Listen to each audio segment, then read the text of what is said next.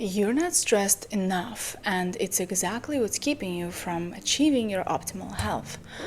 Before you boot me off the screen, let me be clear. I'm not talking about the chronic kind of stress that a lot of people experience in their daily lives. That can be absolutely detrimental and a great topic for a future video, but rather controlled, self-induced acute stress. Acute stress is short-lived. Think of acute stress of almost like a shock to the system, something that just jolts your body up.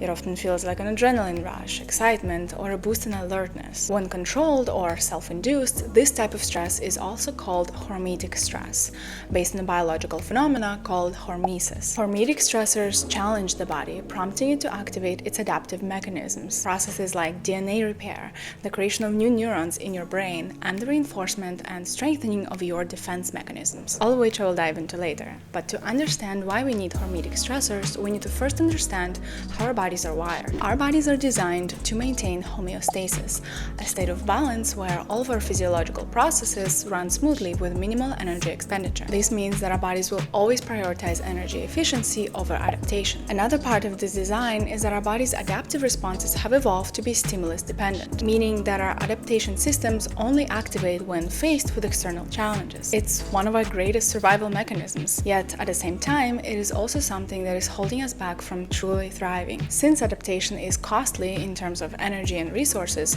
our body doesn't engage in these processes unless there's a very clear need for it. And these beneficial adaptations won't occur, which means you're missing out on some seriously cool internal upgrades. The only way to shake our body out of this dormant state of comfort and activate its superpower mechanisms is through stress. And these are the practices to help you do exactly that. Cold exposure. Cold exposure can take on many forms: a cold shower, ice baths, a cold plunge, or cryotherapy.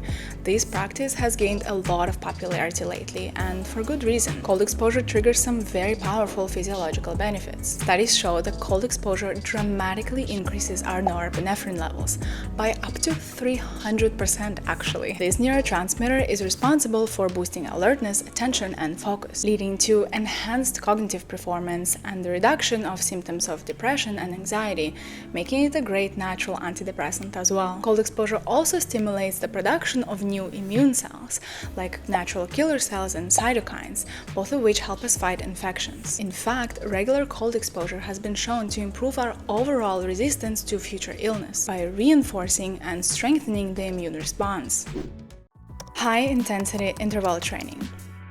High-intensity interval training involves alternating short bursts of intense exercise with periods of rest, and as you can imagine, this creates a lot of internal stress. This stress, though, is what in turn makes our body way more resilient and better equipped at handling inflammation, cardiovascular strain, and other stress in the future. Research also shows that high-intensity interval training can increase our mitochondrial biogenesis by up to 50% in just a few weeks. Mitochondrial biogenesis is the process by which your body creates new mitochondria, the tiny structures inside cells responsible for producing energy. More mitochondria means your body is more efficient at fueling itself, giving you increased physical endurance, a boost in focus, memory, and clarity, as well as enhanced metabolic function.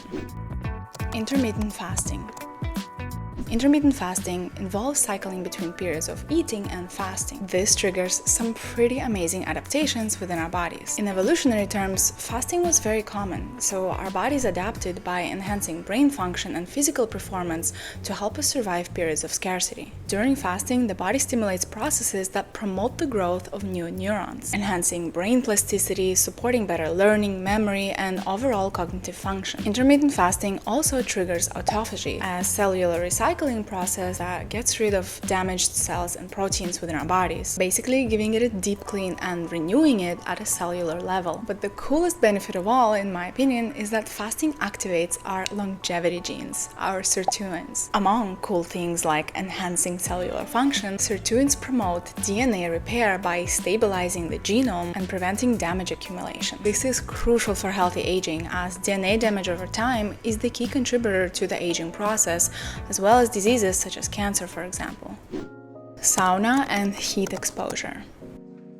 Sauna has been associated with optimal health for centuries, as it provides a very important form of thermal hormesis. Heat exposure stimulates the production of heat shock proteins. These proteins help protect cells from stress by refolding misfolded proteins and promoting cellular repair mechanisms. These specific proteins play a critical role in enhancing cell survival under stress conditions. Another benefit of sauna is that it can mimic cardiovascular benefits of moderate exercise, improving circulation, lowering blood pressure, and enhancing heart function, actually reducing the risk of cardiovascular diseases by up to 50%. And last but not least is Hypoxia-Induced Breathwork.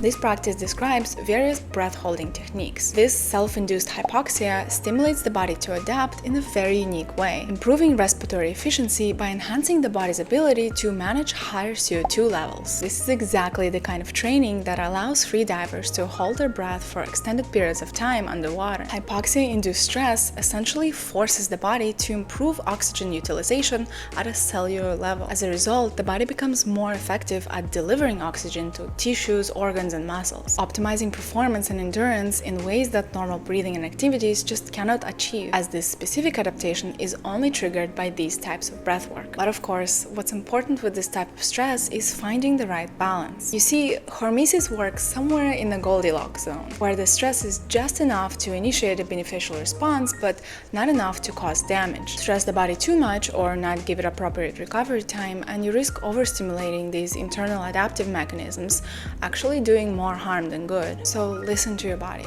Start slow and find what works for you. A general guideline here is to engage in 2 to 3 hormetic stressors per week.